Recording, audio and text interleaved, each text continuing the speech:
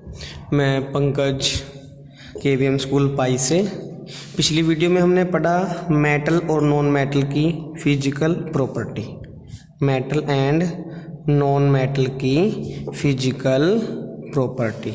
Physical property में हमने पढ़ा कि मेटल सोनरस होते हैं और नॉन मेटल सोनरस नहीं होते, मेटल मोलेबल होते हैं, मेटल डक्टाइल होते हैं, metal good conductor of electricity and heat होते हैं। ये सभी प्रॉपर्टी हमने पढ़ी थी।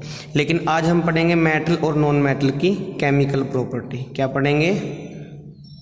Chemical property. केमिकल प्रॉपर्टी क्या होती है? मेटल्स की हम सबसे पहले हम पढ़ेंगे chemical property of metals. Chemical property of metals. सबसे पहली प्रॉपर्टी क्या है कि मेटल ऑक्सीजन से मिलकर के मेटल ऑक्साइड बनाते हैं। क्या बनाते हैं? मेटल ऑक्साइड बनाते हैं। और इन मेटल ऑक्साइड की जो नेचर होता है वो होता है बेसिस। बेसिस टाइप इनका नेचर होता है।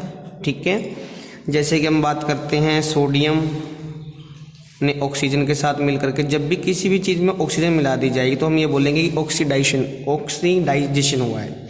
जैसे सोडियम का यहाँ पे ऑक्सीडाइजेशन हुआ है तो ये हमारा बन गया Na2O, sodium oxide. Potassium plus O2, ये क्या बन गया? Potassium oxide. बैलेंसिंग के लिए यहाँ पर 2 आ जाएगा।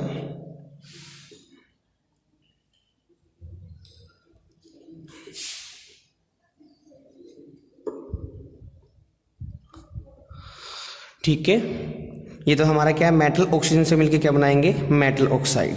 सेकंड प्रॉपर्टी क्या रहेगी? सेकंड प्रॉपर्टी हमारी रहेगी metal react with water to produce metal hydroxide and hydrogen gas.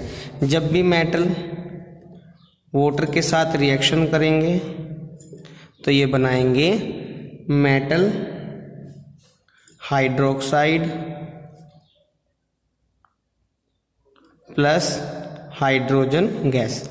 जैसे मेटल है हमारा सोडियम, वाटर H2O, तो क्या बनेगा? NaOH plus H2। H2 gas हमारी क्या होगी? इवॉल्व होगी। जैसे aluminium plus H2O, Al twice O3 plus 3H2। ठीक है, जब मेटल हमारे रिएक्ट करेंगे किसी भी एसिड से, जब मेटल रिएक्ट करेंगे किसी भी डिल्यूट एसिड से, डिल्यूट एसिड का मतलब है वीक एसिड से, तो क्या बनाएंगे? ये साल्ट प्लस हाइड्रोजन गैस हमारी क्या होगी? इवॉल्व होगी। जैसे सोडियम हमारा मेटल है, डिल्यूट एसिड हमने यहाँ पे ले लिया HCl, तो ये बनाएगा NaCl जो हमारा कॉमन साल्ट होता है, और साथ में हाइड्रोजन गैस। हमने फर्स्ट चैप्टर में पढ़ा था डिस्प्लेसमेंट रिएक्शन। यहाँ भी होगी हमारी डिस्प्लेसमेंट रिएक्शन। इसमें क्या होगा? A very reactive metal displace the low reactive metal. जैसे कि जिंक क्या है?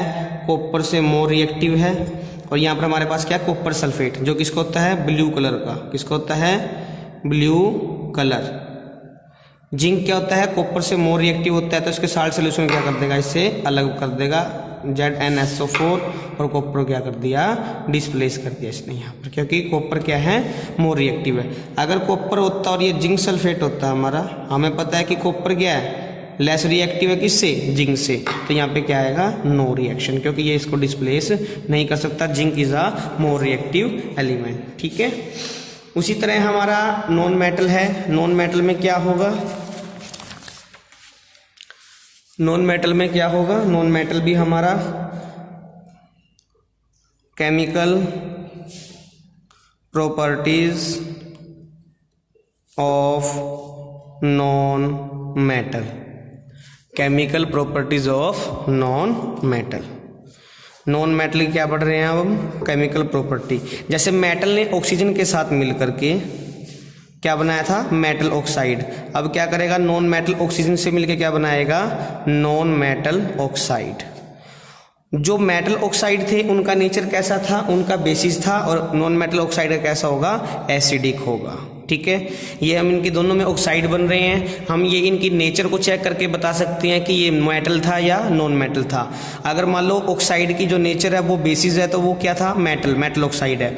अगर उसकी नेचर एसिडिक है तो हम क्या बोलेंगे, ये नॉन मेटल ऑक्साइड है। जैसे कि नॉन मेटल हमारा कार्बन प्लस O2 क्या बनाया, CO2।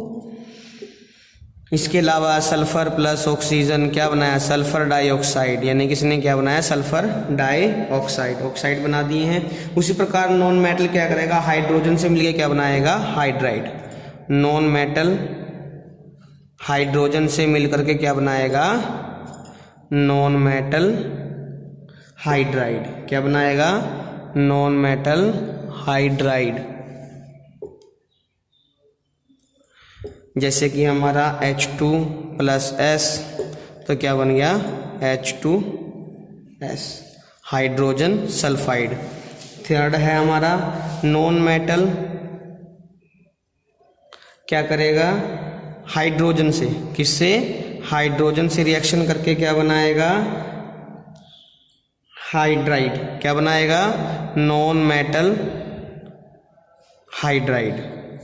क्या बनाएगा, नॉन मेटल हाइड्राइड। जैसे क्लोरीन गैस क्या है हमारा, नॉन मेटल है, यहाँ पे H2 मिला देंगे तो क्या बन जाएगा, HCl। क्या बन जाएगा, हाइड्रोजन क्लोराइड, हाइड्रोजन क्लोराइड बनेगा हमारा। ठीक है, तो अब हम पढ़ते हैं इनके बारे में। ये तो हमने बेसिस किया है, अब हम नोट्स को उठाएंगे और नोट्स को यूज करेंगे। यहाँ पर देखो बच्चों, chemical property of metals. Metal react with oxygen. जब हमने अभी पढ़ा था, मेटल जब रिएक्शन करते हैं ऑक्सीजन गैस से तो क्या बनाते हैं, मेटल ऑक्साइड। और इन मेटल ऑक्साइड का नेचर कैसा होता है, बेसिस। कैसा होता है, बेसिस। जैसे सोडियम प्लस ऑक्सीजन गैस क्या बन रहा है, sodium oxide. Potassium plus oxygen gas क्या बना रहा है, पोटाशियम ऑक्साइड बना रहा है हमारा। आगे इसने एक बात और लिखी है, इफ लिथियम, सोडियम और potassium are kept open in air. अगर लिथियम हमारा, सोडियम या पोटाशियम तीनों ही क्या होते हैं, तीनों की टेंडेंसी सेम होती है। अगर इनको एयर में ओपन छोड़ दिया जाए, दे कैच फायर, ये क्या कर लेते हैं, आग पकड़ लेते हैं और जलना स्टार्ट कर देते हैं, start burning. To protect them, इनको बचाने के लिए, to protect them from burning in air, हवा में इनको जलने से बचाने के लिए, they are kept immerse in kerosene, इसलिए इनको कैरोसिन में डुबो करके, इमर्स करके रखा जाता है।